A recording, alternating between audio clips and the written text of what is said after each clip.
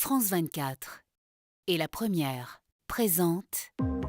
Bonjour, bienvenue dans Outre-mer l'hebdo consacré à l'actualité des territoires ultramarins. À la une cette semaine, un glissement de terrain meurtrier en Polynésie. Le drame s'est produit jeudi matin. Reportage à suivre dans quelques instants. A tout de suite.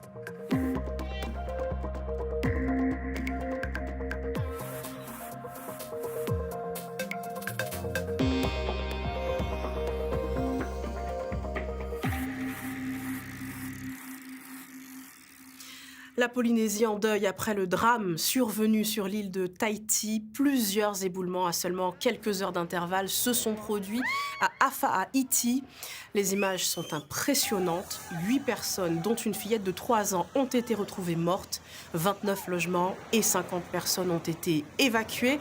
Une enquête ouverte pour homicide involontaire. Le récit de Pierre Lacombe avec nos équipes en Polynésie. Il est 4h35. La nuit est encore profonde lorsque les secours parviennent à trouver le 8e corps enseveli. 48 heures après le glissement de terrain, les recherches sont officiellement terminées. On avait des doutes sur le fait que les corps pourraient être un peu plus loin, sous la terre.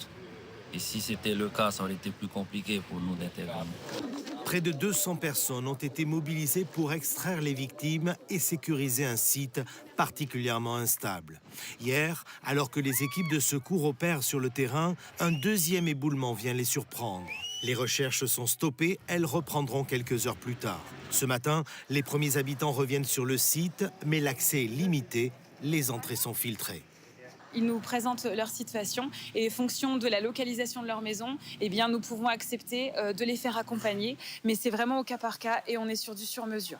Cette femme veut récupérer l'appareil à oxygène de son mari. Cette famille, des effets personnels. Les voitures, ça y est, on a pu récupérer hier. Et pour le moment, tout ce qui nous manque, c'est juste des vêtements. 29 logements ont été évacués et plus d'une centaine de personnes a été accueillies ici, à la cellule d'aide aux victimes. On est là en tout cas pour essayer de les apaiser s'ils sont très angoissés. Ça peut passer simplement par de l'écoute, mais aussi par un traitement éventuellement, ou éventuellement un arrêt de travail aussi s'il y a besoin de repos, s'il y a des atteintes du sommeil, des choses de ce type. Au-delà de l'écoute, des solutions provisoires de relogement sont proposées à ces familles. Le parquet a ouvert une enquête pour tenter de comprendre les circonstances de ce drame. Une veillée est également organisée en mémoire des 8 victimes, dont une fillette de 3 ans. L'insécurité aux abords des établissements scolaires à Mayotte. Des parents d'élèves ont décidé de prendre le sujet à bras-le-corps. Ils se sont réunis en association pour participer à la sécurisation des sites, aux côtés de la gendarmerie et de l'intercommunalité. Le parcours entre le collège de l'Abattoir et le lycée de Pamandzi est notamment concerné. Elle avait d'abord souffert du Covid-19, puis des émeutes de 2024. Air Calédonie peine à être rentable. La compagnie aérienne ne peut plus soutenir les coûts liés à son aérodrome de Nouméa. Elle a donc décidé de déplacer ses lignes inter-îles vers l'aéroport international de la Tontouta à près d'une heure de route. Un bouleversement pour le quotidien de ses usagers. Les explications, Laïd Beritan.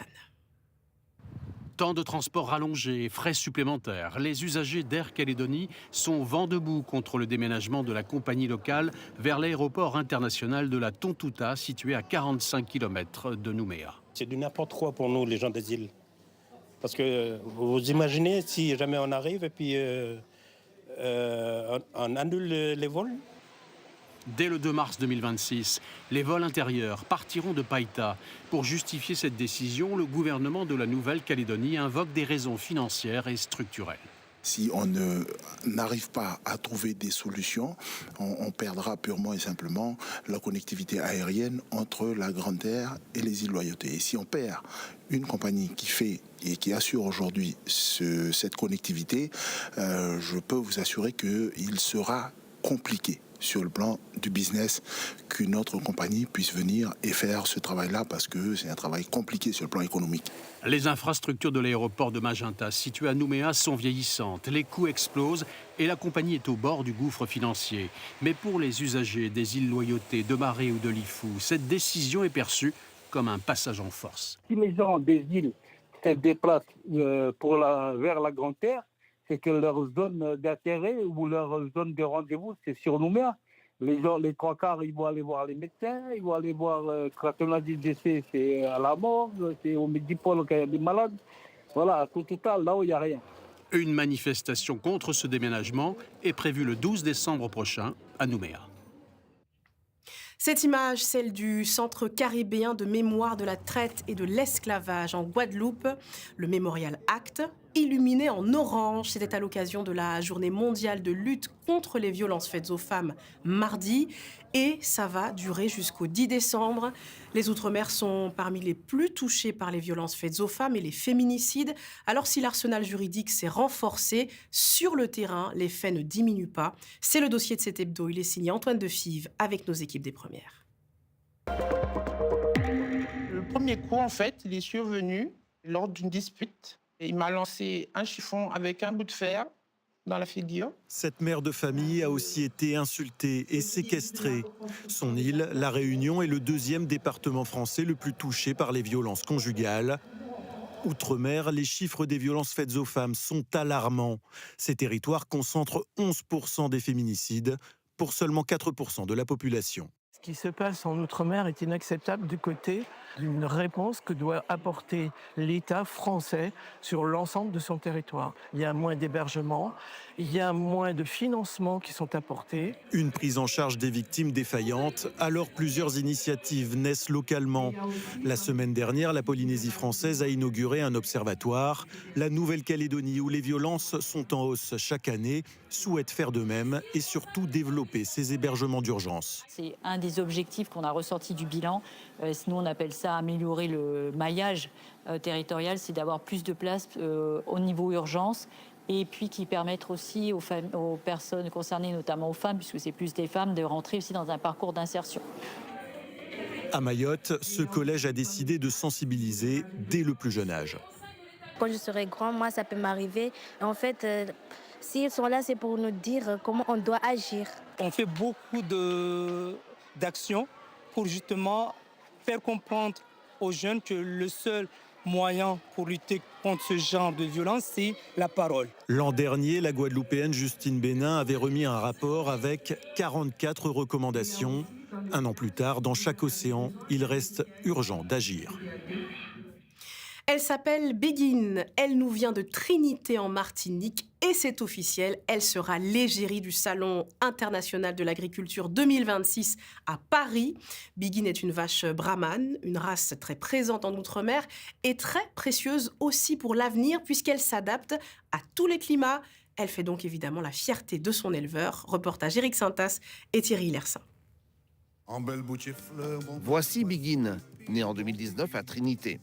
Elle sera donc la star du salon, une vache brahmane descendante du zébu indien. On la verra partout, affiches officielles, bus, métro, un choix fort et symbolique pour son éleveur. Déjà, c'est quand même exceptionnel que j'ai été choisi pour représenter la filière bovine. Et c'est surtout représenter ces hommes et ces femmes de la Martinique qui ont maintenu cette race, la brahmane, pour la mettre aujourd'hui sur les sommets de la réussite et surtout prouver que nous avons déjà dans les DOM la race qu'il faut pour l'avenir de demain. Elle vient de l'exploitation agricole du Galion à l'est de l'île, un endroit calme, protégé et naturel. André Prosper est éleveur depuis 40 ans, il a succédé à son père et il connaît sa Begin par cœur, normal pour un éleveur martiniquais, jusque sur le bout des onglons. Et il en parle avec cœur et passion. C'est une race qui est déjà très résistante, résiliente. C'est une race qui possède des atouts, contrairement à d'autres vaches dans le monde, avec ses glandes sudoripares, notamment sous le fanon, ce morceau de peau très souple qu'elle a sous le cou. Cette zone étant chargée en glandes sudoripares, c'est un animal qui va s'adapter à tout type de climat. Et Begin est déjà mère 2 fois, mais elle a dû laisser sa progéniture à Trinité. 5 vaches ont fait le voyage jusqu'en Franche-Comté, où elles resteront jusqu'à l'ouverture du salon. Begin, Madinina du François, Anti-Soleil Cannelle du Vauclin et Saline de Trinité. En fait, le seul qui est triste dans cette aventure est Bakoua, le taureau d'André, qui a dû rester sur l'île. Son éleveur a beau le consoler, il a dû laisser partir les 5 vaches à Paris. Et pour finir, on s'intéresse au taro, très important dans la cuisine calédonienne. Il faut dire que la culture du tubercule garde aujourd'hui encore toute son importance, tant sur le plan culinaire que dans la symbolique des traditions kanak. Et c'est tout un savoir-faire qui se transmet de génération en génération. Reportage, Clarisse Rouillet-Watoué et René Mollet. Suzanne Wamo est considérée comme l'experte de la plantation de quenine, le taro en Yaï. Elle continue de transmettre ses nombreux savoirs autour de la culture de ce tubercule à ses enfants et maintenant à ses petits-enfants. Il y a un petit couteau, aussi, les salles d'abattis, ça c'est pour travailler en bas. Ces 4 enfants ont grandi dans les champs de taro. Quand ils sont petits, jusqu'à 10 ans, 11 ans, ben, moi je les emmène en champ, même s'ils vont à l'école. Après l'école, ben, ils rentrent à la maison, ils me retrouvent en bas au champ. Lévina est la fille cadette de Suzanne. À 40 ans, mariée à la tribu de l'Équigne, elle suit les pas de sa mère. Avec ses nièces, elles vont passer la matinée dans son champ de taro, champ qu'elle partage avec sa maman. Ici, à Nyeriok, l'agricultrice n'a pas besoin d'installer un système d'irrigation. Dans cette zone qui s'étend de Wasaidjeu à Wakatch, le sol est naturellement boueux. Quand c'est les marées hautes, on a un peu d'eau. Quand c'est marée basse, ben c'est comme ça ici. C'est humide, mais pas trop d'eau. Planter la bouture de taro dans un terrain vaseux requiert alors une certaine technique. Il faut planter bien profond. Comme ça, lui, quand il va remonter, il remonte en même temps, il donne le taro. Arrivé à la surface, mais lui en bas, il est déjà gros. Allez ma fille, tu vas creuser, tu vas faire un trou. Un savoir-faire que Lévina transmet à son tour à Semidjan et Teresa.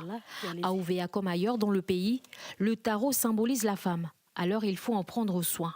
Profiter de passer du temps avec les aînés pour acquérir leurs connaissances autour de la culture du taro, c'est le message de Lévina Toulu à la jeune génération. Elle souhaite que ce savoir-faire perdure. C'est la fin de cet hebdo. Merci de l'avoir suivi. Pour le revoir et retrouver l'actualité des Outre-mer, rendez-vous sur france24.com et la première.fr. On se quitte sur ces images en Polynésie du défilé du Matal Ina, ou la fête de l'abondance. Elle a été célébrée à Papeete selon la tradition. Avec le retour de la saison des pluies, 1800 danseurs y ont pris part avec ces chars colorés ornés de fruits et légumes, symbolisant la floraison et la fertilité. Prenez soin de vous.